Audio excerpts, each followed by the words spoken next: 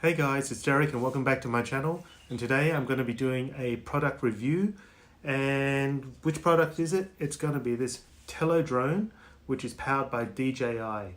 Now, DJI is the company that is world famous for producing their high quality drones, which include the Phantom, the Mavic Pro, the Mavic Air, and the DJI Spark. And these drones are all in the vicinity of $500, $2,000. So they're expensive, they're full on, fully capable drones. And this Tello here is something that I purchased for only $128 on sale. And the question is this just a simple toy? Is it worth the money? Is there any point buying this at all? And the answer is, it depends. Now, I've never flown a drone before. I've seen that spectacular aerial footage that sometimes you get from these drones as they fly over weddings, tropical islands and all that kind of stuff. And is this drone capable of doing all those things? The answer is no. So what you've got to remember is the price of this thing is, as I said, it's only 130 bucks on sale. It does have some features which you may find actually useful, and there's a replaceable battery. The flight time is around about 13 to 15 minutes, which might seem pretty short, but it's actually in reality a pretty decent length of time to have one of these things in the air. It has a camera on it which is better spec than you would expect for a drone of this price. It has a 5 megapixel still camera which is capable of shooting at 1080p, and most other drones at this price range is incapable of doing high definition video. And so this is something that you should consider.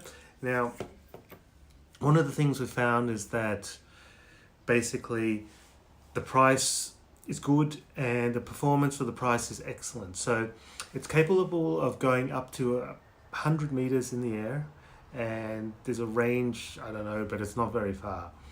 One of the things is, because it's so lightweight, it weighs less than 100 grams, is that when it's windy, it's really hard to fly.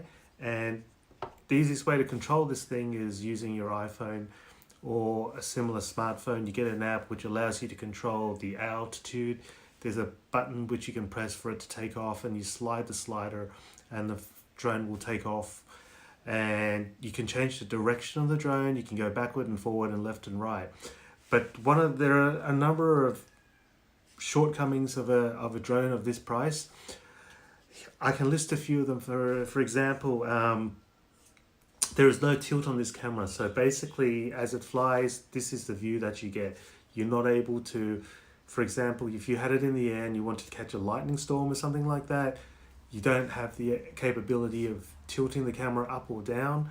And similarly, if you wanted to fly over and do a specific shot of the ground, this is not your device. The other things that come to mind quickly, as I said, it has a relatively short flight time, but 13 to 15 minutes ain't bad.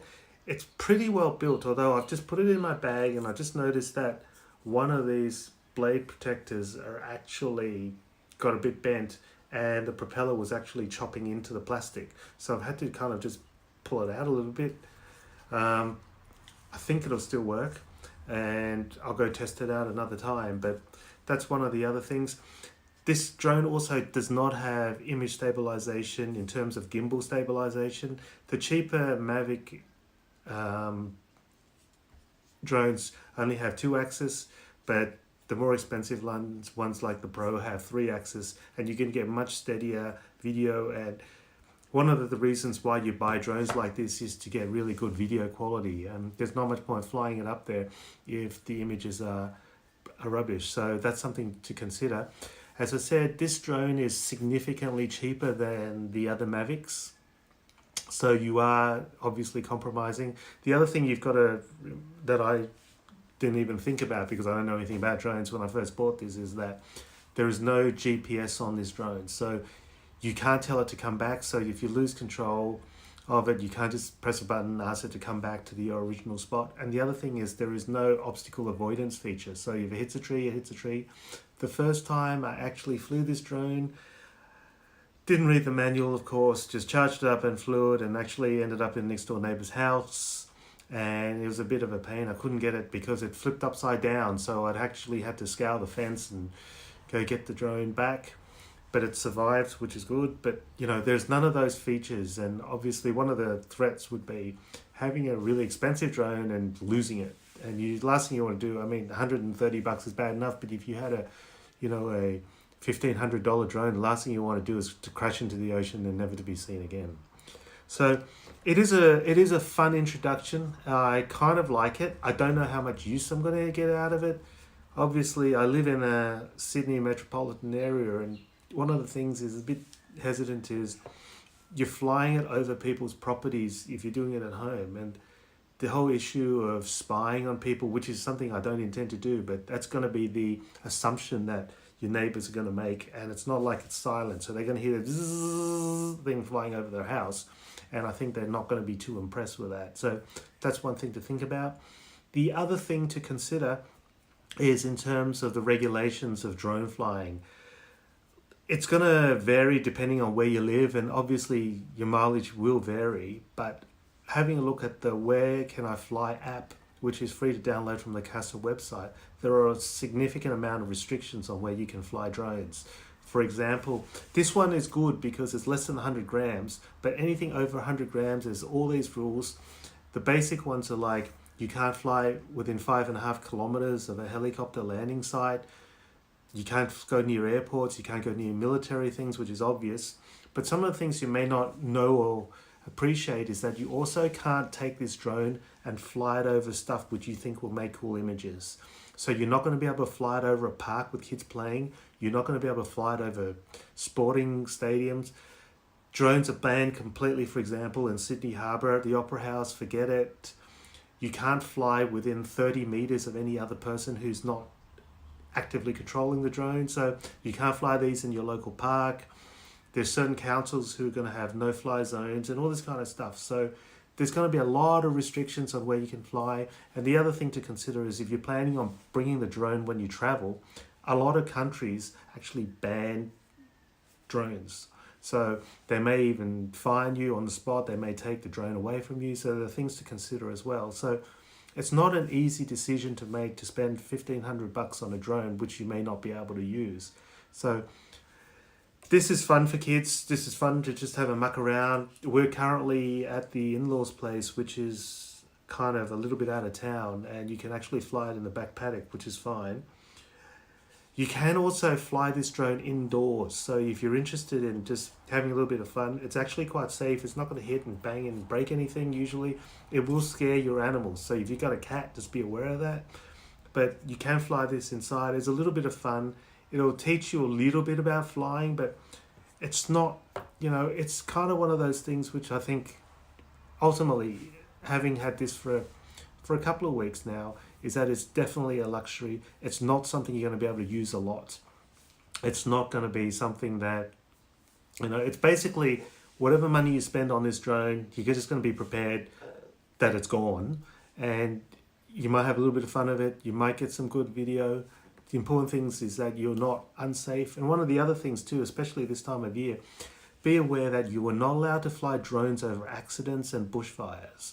So if you think you're going to get some really cool photos of that might go into the news or some video, forget it. You will get fined.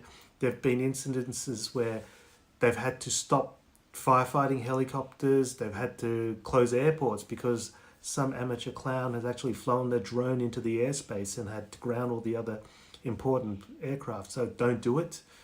Not only is it fine, it's just actually just uncool, and you should never get in the way of the authorities in that way. So in conclusion, a little bit of fun, probably not worth it in my opinion.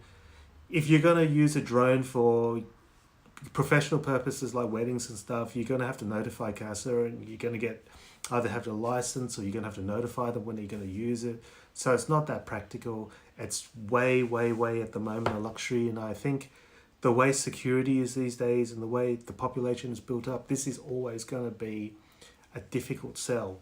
And it all looks cool in theory, but I think you're probably going to be able to spend your money on something better. So the decision's up to you. It's a fun gadget, $130, I guess it's okay. If you're going to spend any more than that on one of these things, you've got to really do your research and make sure that you're going to be able to use it in the area where you live. Otherwise, it's a total fuss for me. So hope you like this video. I'm going to include some of the images that I took with this drone and hope you like them as well. The video quality it's average. The photo quality is actually surprisingly good, and you get some neat shots if you're able to get them. But you know, it really depends on how much money you have to waste, is my actual opinion. So anyway, I'll catch you guys later, and if you like it, please leave a comment below. Appreciate a like. Feel free to subscribe to my channel if the stuff that I'm giving you interests you. And until then, I'll catch you next time. Have a good day, and it's Christmas Eve, so I want to wish everybody a very Merry Christmas and a Happy New Year. Stay safe, enjoy your time with your family, and I'll catch you again soon.